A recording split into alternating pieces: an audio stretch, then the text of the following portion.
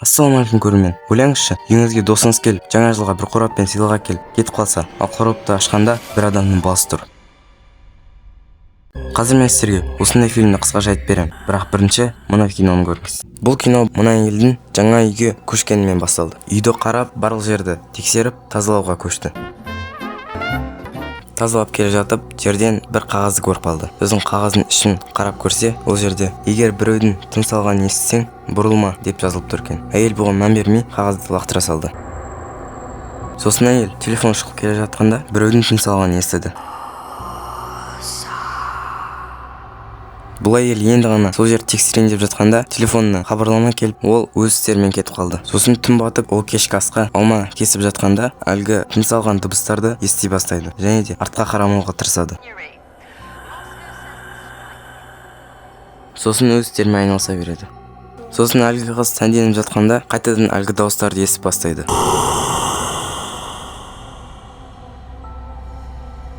Бұл кім деп сұрап көреді. Бірақ ешкім жауап берген жоқ. Ол қорққан түрмен өз төсегіне оралады және де ол шыдамай бұрылып қарап көреді. Қараса, терісі сұр, арық және де шашы жоқ, көзі бақырайған бір адамды көреді. Сосын жаңағы қыз шошып кетіп, терең тыныс алады. Сосын қайтадан қарап көреді. Бірақ ол жоқ болып кетеді. Сосын алдына қараған кезде Сосын келесі күні бұл үйді жаңа адам алады және де жерден қағаз көріп қалады. Ашқан кезде, егер тыныс алған дауыс естісең, артқа бұрылма деп жазылып тұр екен. Бұл жігіт те оған мән бермейді. Сонымен оқиға қайтадан басталады. Бұл фильм қораптың екінші жағы деп аталады және де бір адамның коробкамен машинада келе жатқанымен басталды. Және де кадр екі жас жұптың бір-бірімен әңгімелесіп тұрған жеріне ауысты. Олар бір-бірімен әзілдесіп, тамақ істеп және де бір-бірін жақсы көретін айтты. Сосын мына қыз қойшы, не істеп жатсың деген сияқты әңгімелерін айтты. Бірақ сол кезде жігіт терезеден біреу келіп тұрғанын көріп қалды. Ал ол жерде әлгі көлікте келе жатқан жігіт бір коробкамен тұр екен. Жігіт сен мына жерде болмауың керек деп әйеліне айтады. Әйел болса туыңнан қайттан келдің ма дейді. Сосын жігіт оның жақын досы екенін айтып есікті ашуға барады. Жігіт есікті ашып досына кел төрлет дейді. Досы қораппен кіреді және де жігіт досынан бұл қорап не деп сұрайды. Және де досы оны жігітке сыйлық қылып береді. Және де дәл осы жерде сыйлықты аш дейді. Жігіт диванға отырып сыйлығын аша бастайды. Және де ашқан кезде іші қап-қара бос бірдеңе тұр. Все, пока, брат. Тоқта, не мынау дұрыстап айтсай? Кешір мені.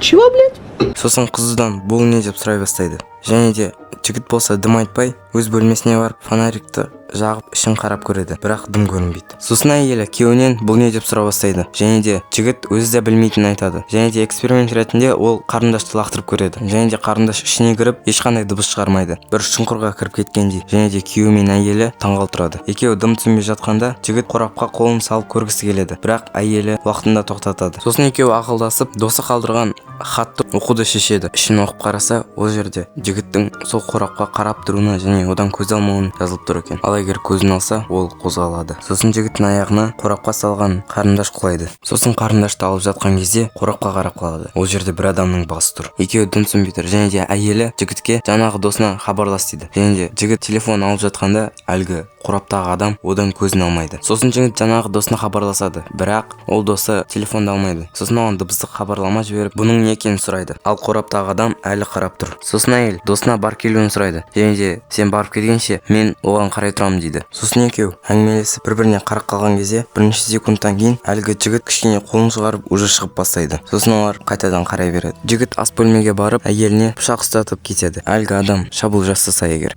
қауіпсіздік үшін. Сосын егер бірдеңе болса хабарлас деп әйеліне айтады. Әйел ойымдама кете бер дейді. Сосын жігіт әйелінің бетінен сүйіп досына кетеді. Сосын оның досы хабарласып, екеуінің арасында мынандай диалог болады. Досым, сен қуасың ба вообще? Маған немене сыйлық жібергенсің? Бұл даже сыйлық емес, білесің ба? Тупой, блядь. Білесің ба, мен емес, әйелім қарап отыр қорапқа. Жоқ, сен қарауың керек. Бұны мен саған сыйладым, сен қарауың керек. Егер басқа біреу қараса, болмайды басқа біреу қарауға. Ертерек айтпайсың ба, тупой? Тез қайт үйге.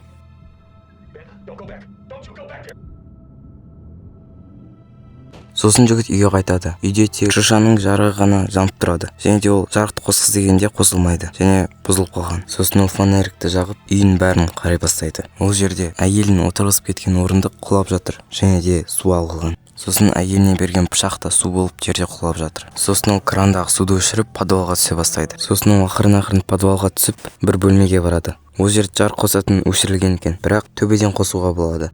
Ол жарықты қосып ваннадағы бөлмеге барады. Ол жерде кран қосылған екен, және де оны да өшіріп душты өшіруге барады. Бірақ ол жерде анау адамды байқап қашып кетеді. Сосын ол таңдаусыз жерде қалады. Оның бір жағында талпы адам, елестер, ал бір жағында жарықты өшірейін деп жатқан жаңағы қораптағы адам. Сосын ол жаңағы адамдарға қарап қалған кезде